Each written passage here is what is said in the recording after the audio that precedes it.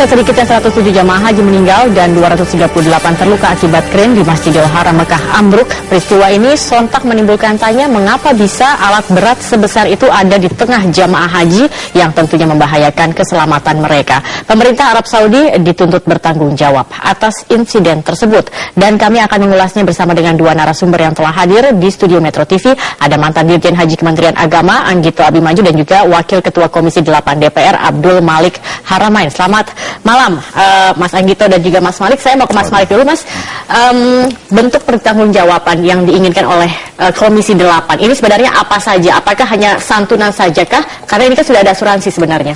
Ya, pertama sebetulnya kita mendesak kepada pemerintah Indonesia melalui Kementerian Republik Indonesia untuk memastikan asuransi itu. Yang kedua, katanya saya dengar pemerintah Indonesia lewat Kemendagri sudah memberikan santunan. Yang ketiga, saya juga mendengar pemerintah Indonesia sudah mengurusi jenazah, mulai dari memandikan sampai menguburkan. Tetapi menurut saya yang juga penting adalah bagaimana pemerintah Arab Saudi juga bertanggung jawab, tanda petik, karena sebetulnya Kementerian Pertahanan Arab Saudi itu sudah memberitahukan beberapa hari sebelum peristiwa tanggal 11 hari Jumat petang itu bahwa ada badai dan ini akan konsekuensinya besar, dan di situ ada 11 alat berat, ada 15. Itu hanya satu alat berat yang jatuh gitu kan, yang kemudian menimpa. Karena itu menurut saya Kementerian Arab Saudi harus memberikan klarifikasi seklir-klirnya, terutama tentang proyek besar itu ya. Karena proyek besar itu kan rencananya selesai mestinya tahun 2016 ya, sejak tahun 2011 sampai 2013 hingga 2020 berjalan. Ya memang. Dan mestinya seperti apa pertanggungjawaban teman-teman pemerintah Arab Saudi terhadap bukan hanya korban saya kira, tetapi keamanan semua jamaah. Karena di situ masih tersisa ada sekitar 14 alat berat itu, dan kita belum bisa memprediksi kapan badai itu berhenti. Artinya apa saja yang akan dituntut untuk pemerintah Arab Saudi ini? Bentuk pertanggungjawaban yang pertama saya kira pemerintah Arab Saudi harus maksimal memfasilitasi baik terhadap korban maupun terhadap negara yang rakyatnya menjadi korban di situ. Fasilitasi bisa saja misalkan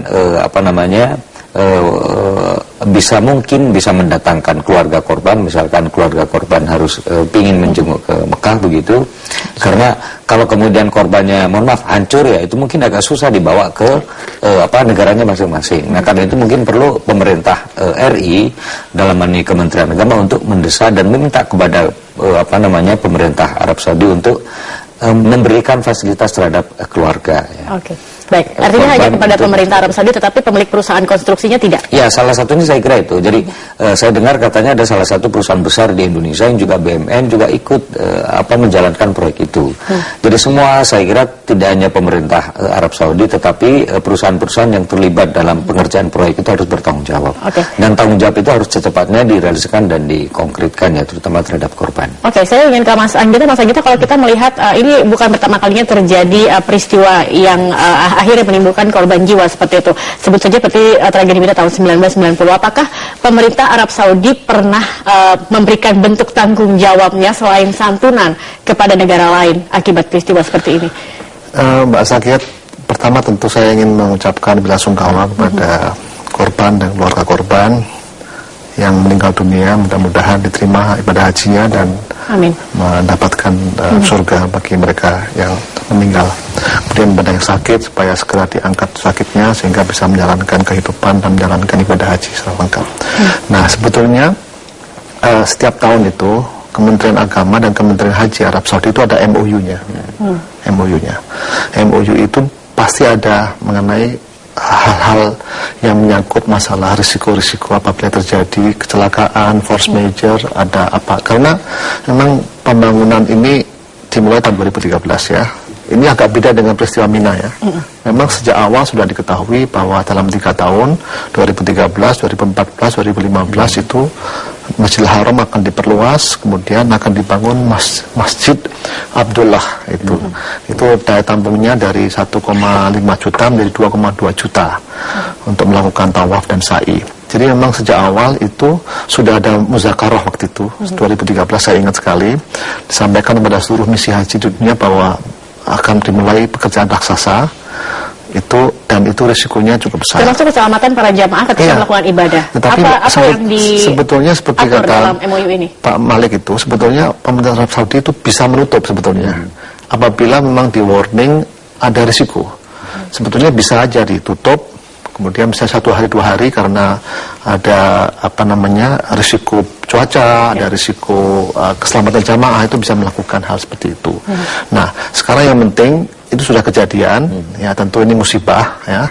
Nah, kita lihat MUI-nya seperti apa, tetapi seperti lazimnya, saya kira pemerintah Arab Saudi wajib memberikan santunan. Paling tidak seperti yang disampaikan Pak Malik tadi, keluarga yang akan melakukan ziarah itu harus diberi fasilitas. Harus dihadirkan ke Arab Saudi, baik yang sudah meninggal maupun yang sakit. Itu harus difasilitasi segera. Terus mereka harus diberangkatkan supaya keluarganya bisa mendoakan dan keluarganya itu ikut di dalam prosesi pemakaman ataupun prosesi penyembuhan para jamaah haji yang sedang mengalami musibah tersebut. Oke, tapi kalau kita melihat ini memang musibah seperti itu, tapi ini sudah bisa bukan diperkirakan, tetapi kita melihat cuaca yang beberapa minggu terakhir cukup ekstrim, kemudian juga alat-alat berat yang ada di sana pun kalau tidak salah tidak dipakai dalam masa waktu tertentu seperti itu.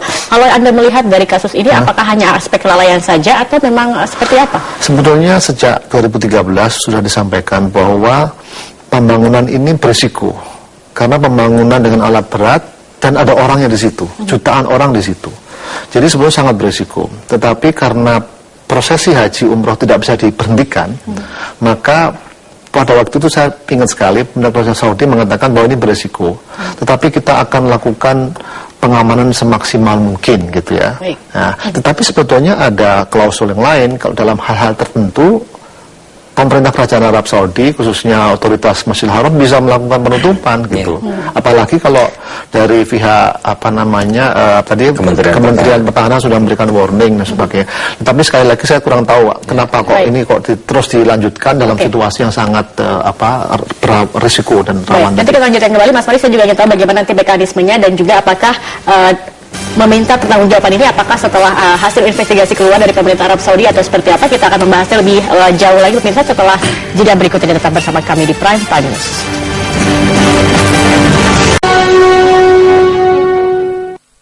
Didukung oleh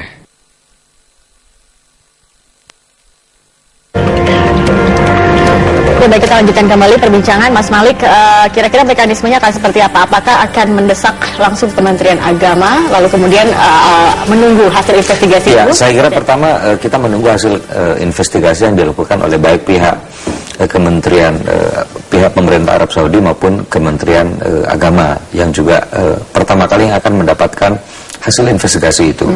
Nah, yang kedua saya kira yang terpenting adalah baik yang keluarga yang meninggal maupun korban yang masih di rumah sakit itu kan ada sekitar dari Indonesia 30 lebih. Katanya perkembangan per sore ini 10 orang sudah bisa keluar. Nah, sisanya saya kira kita harus memastikan dalam hal ini Kementerian Agama itu untuk memastikan bahwa pemerintah Arab Saudi harus benar-benar memperhatikan dan merawat 30 atau 20 orang yang masih dirawat di rumah sakit itu.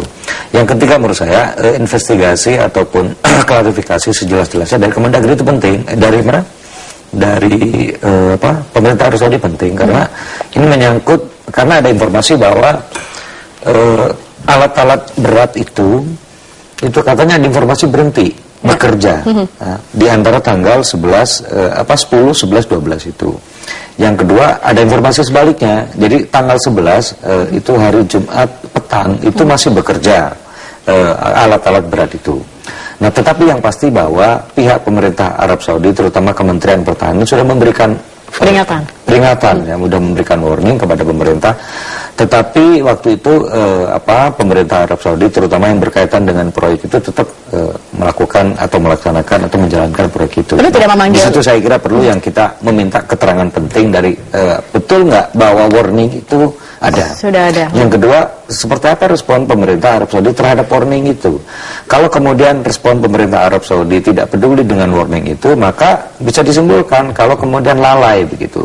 Dan kalau lalai, saya kira pemerintah Republik Indonesia dan beberapa negara yang masyarakatnya menjadi korban, saya kira perlu melakukan sesuatu. Artinya menunggu hasilnya bisa jadi akan menuntut, bisa jadi tidak seperti itu. Akan menentukan. Tetapi perlu tidak untuk memanggil duta besar Arab Saudi untuk Indonesia? Sangat perlu, saya kira perlu ya. Dari pemerintah Indonesia ada rencana untuk itu? Pasti ya, saya kira harus dipanggil. Dan teman-teman Komisi 8 beberapa hari sebelum tanggal 11 sebetulnya kita raker dengan Kementerian Agama waktu itu.